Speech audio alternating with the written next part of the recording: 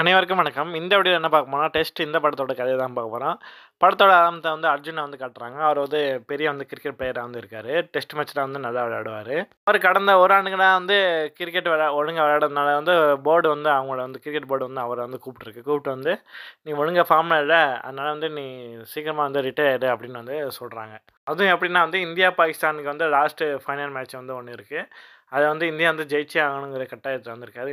அந்த மேட்ச் நடக்க இன்னும் 3 நாள் தான் இருக்கு. அதுக்கு முன்னாடி அர்ஜுன்ட்ட சொல்றாங்க. அர்ஜுன் சொல்றாரு, "சரி நானே போய் பிரஸ்ட்ட சொல்லிட்டேன் இது மாரி" அப்படின்னு சொல்றாங்க. உடனே போர்டு சொல்றாங்க, "இல்ல, இல்ல வேண்டாம், வேண்டாம். நீயே போய் சொன்னா பாகிஸ்தான்காரங்களுக்கு இது ஊட்டச்சத்தாயிரும். நீ போவாத. இந்த மேட்ச் நீ ஆடட்டும். இந்த மேட்ச் முடிஞ்சதுக்கப்புறம் எதுவா இருந்தாலும் பார்த்துக்கலாம்" அப்படின்னு போர்டு முடிச்சு விட்டுறாங்க. இந்த பக்கம் சரவணன் இருக்காரு. அவர் என்னன்னா அவர் ஒரு சயின்டிஸ்ட். அதாவது தண்ணி மூலமா வண்டியெல்லாம் ஓடக்கிறதுக்காண்டி ரிசர்ச் பண்ணி அத ப்ராஜெக்ட்ட மினிஸ்டர்ட்ட சப்மிட் பண்ணாரு.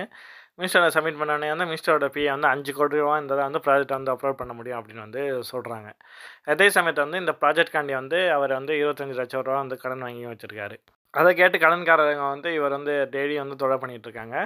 இவங்களோட ஒய்ஃப் ஐவி மூலமா குழந்தை பெத்துக்கலாம்னு சொல்லிட்டு முடிவு பண்றாங்க.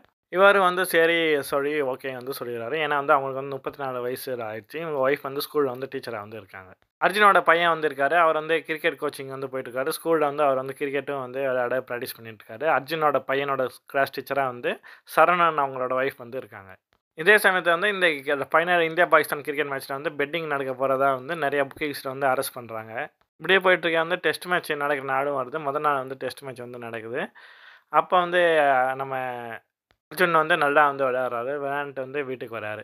வந்தோனே அடுத்த நாள் டெஸ்ட் மேட்ச் பார்க்க தான் பையன் வரேன்னு சொல்லுவான். அடம் பிடிக்கான்னு சொல்லிட்டு அவன ஒரு பலான ஒரு கன்னத்த அறைஞ்சிட்டு விளையாட கிளம்பிருவாரு. இந்த பக்கம் அவரு கிளம்பி அவங்க டீச்சர பார்க்க வந்துருவாரு. டீச்சர் அவங்கள கூப்பிட்டுட்டு வீட்ல கடன்காரங்க சரவணன் வாங்கின கடன் கேட்க நெறைய பேர் வரனால அவங்க கூப்பிட்டுட்டு அவங்க அப்பா வீட்டுக்கு அவங்க வந்துருவாங்க அவங்க டீச்சர். அந்த டீச்சர் அங்க வந்தோனே அங்க சரவணனும் வந்துருவாரு. வந்து இது மாரி நான் தோத்துட்ருக்கேன். என்ன பண்ணுறதுன்னே தெரியல. அதனால எனக்கு ஒரு ஐடியா இருக்கு அப்படின்னு அவர் சொல்றாரு. இந்த பக்கம் என்னன்னா சரவணன் யார்ட்ட கடன் வாங்கியிருப்பான்னா, இந்த புக்கிங்ஸ் தான் பண்ணுவாங்கல்ல, அதாவது பெட்டிங் வைப்பாங்கல்ல, அவங்க கிட்ட தான் சரவணன் கடன் வாங்கி வச்சிருப்பாரு. உடனே அவங்களுக்கு ஃபோன் பண்ணி இது மாரி அர்ஜுன் நான் ரெடி பண்ணிட்டேன் புக்கிங்க்கு அப்படின்னு சொல்றாரு. இந்த பக்கம் அர்ஜுனுக்கு ஃபோன் பண்ணி, இது மாரி உன் பையன கடத்தி வச்சிருக்கேன். உன் பையன் வேணும்னா நீ இந்த மேட்ச்ல நீ சொல்றபடி தான் கேட்கணும் அப்படின்னு அவர் மிரட்டுறாரு. இந்த பக்கம் சரவணன் அவரோட ஒய்ஃபையும் அந்த பையனையும் ஒரு ரூம்ல பூட்டி வச்சுடுறாரு. அடுத்த நாள் அந்த புக்கீஸ் ஃபோன் பண்ணி, இப்போ பாருங்க அர்ஜுன் மொத பாலே அவுட் ஆயிருவான் அப்படின்னு சொல்றாரு. அதே மாரி ஃபர்ஸ்ட் இன்னிங்ஸ் நேத்து கொஞ்சம் விளையாடியிருப்பாரு. இன்னைக்கு பால்லயே அவர் போல்ட் ஆகி போயிருவாரு. உடனே சரவணன் காசு கேட்க ஆரம்பிப்பாரு. எனக்கு 50,00,000 காசு குடுத்துருங்க. அதே மாரி என் ஒய்ஃபோட டாக்குமெண்ட் வீட்டு பத்திரம் வாங்குனீங்கல்ல, அதையும் கொண்டு குடுத்துருங்க. அப்புறம் என்னோட ப்ராஜெக்ட்க்கு மினிஸ்டர் பிஏ அவர் 5,00,00,000 கேட்டாரு. அதையும் குடுத்துருங்க அப்படின்னு நெறைய டிமாண்ட் அவர் சொல்லுவாரு. எல்லாத்தையும் நாங்க பண்ணிர்றோம் அப்படின்னு அவங்க ஓகேன்னு சொல்லிருவாங்க. இதே மாரி அர்ஜுன் அவரு சரவணன் சொல்றத கேட்டிருந்தாரு. நெறைய கேட்ச் விடுறது. அப்புறம் இது மாரி வேலையெல்லாம் பண்ணிட்டுருக்காரு. போலீஸும் இத ஐடென்டிஃபை பண்ணணும்னு சொல்லி எப்படியாவது கண்டுபிடிக்க முடியறாங்க. ஆனா அவங்களால கண்டே பிடிக்க முடியல. இந்த பக்கம் பையன காணோம்னு சொல்லிட்டு அர்ஜுனோட ஒய்ஃப் ரொம்ப வருத்தமா இருக்காங்க.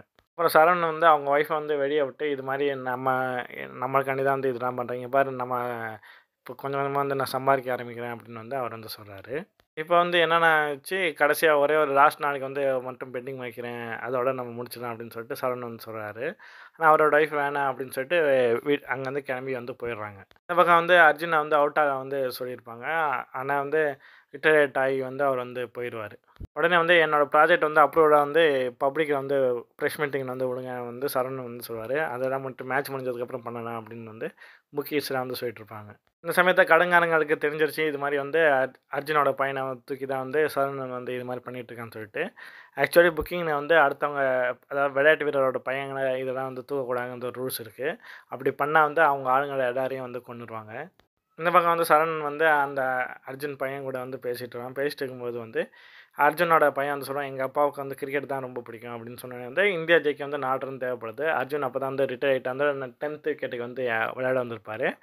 அந்த 4 ரன்ன திருப்பி பேட்ட திருப்பி பின்னாடி ரிவர்ஸ்ல 6 அடிச்சுருவாரு. இந்த பக்கம் சரவணன அவங்க ஒய்ஃபே அடிச்சு கொன்னுருவாங்க. பின்னாடி போலீஸ் வந்துரும். இப்ப சரவணனோட ப்ராஜெக்ட் கவர்மெண்ட் அப்ரூவல் குடுத்துற மாரி பிரஸ் மீட் காட்டுவாங்க. இதோட இந்த படத்தோட கதை முடியுது. நன்றி.